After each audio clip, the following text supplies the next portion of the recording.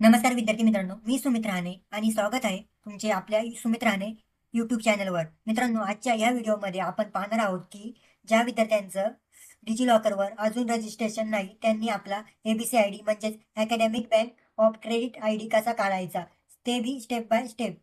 हा व्हिडिओ शेवटपर्यंत नक्की पहा, कारण पुढील शिक्षण, कॉलेज ॲडमिशन, क्रेडिट ट्रान्सफरसाठी एबीसी आय डी खूप महत्त्वाचा आहे.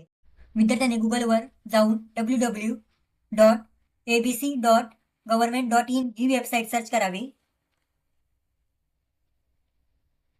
वेबसाईटला गेल्यानंतर माय अकाउंटवर क्लिक करून स्टुडंट ह्या टॅबवर क्लिक करावे.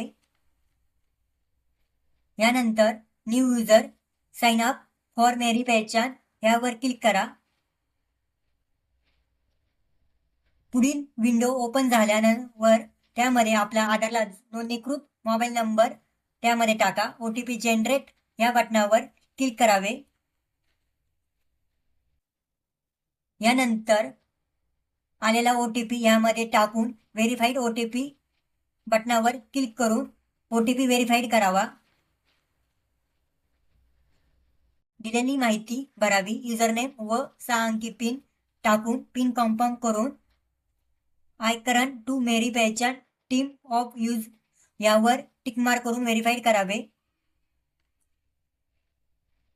याप्रमाणे यशस्वीरित्या साइनिंग अप होईल. आधार नंबर नमूद करून कन्फर्म बटनावर क्लिक केल्यानंतर आधार व्हेरीफाईड होईल.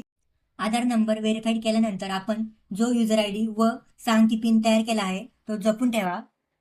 त्यानंतर विद्यार्थ्याने गुगलवर जाऊन www.abc.government.in ही वेबसाईट सर्च करावी. वेबसाईटला गेल्यानंतर माय अकाउंट वर क्लिक करून स्टुडंट या टॅबवर क्लिक करावा.